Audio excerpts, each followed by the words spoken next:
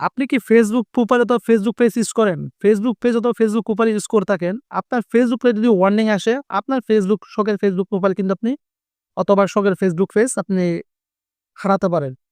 তো ওয়ার্নিং আসলে তা কিভাবে জানবেন এবং কোথায় গিয়ে দেখতে পারবেন এবং ফেসবুক পেজে কি কন্ডিশন দেওয়া আছে, কি কাজ করতে পারবেন, কি কাজ করতে পারবেন না, আজকে ভিডিওতে থাকছে। প্রথমত আপনার ফেসবুক প্রোফাইলে যাবেন।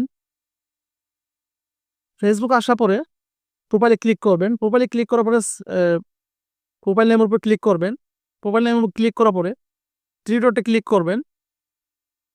3 ডটে ক্লিক করার পরে প্রোফাইল স্ট্যাটাসে ক্লিক করবেন। প্রোফাইল স্ট্যাটাসে ক্লিক করার পর এখানে কিন্তু আপনার দেখা যায়, এখানে যদি কোনো রাইট চিহ্ন থাকে তাহলে আপনার ফেসবুক পেজ কিন্তু ফেসবুক প্রোফাইল ঠিক আছে।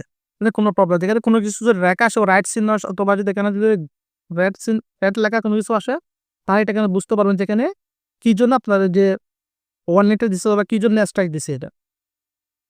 ফেসবুক পেজে কি কাজ করতে পারবেন না, এটা কি কোথায় গেলে পড়তে পারবেন। পড়ার জন্য প্রথমত আপনি ফেসবুক প্রোফাইলে আসবেন, আবারও আসার পরে সেটিংসে ক্লিক করবেন।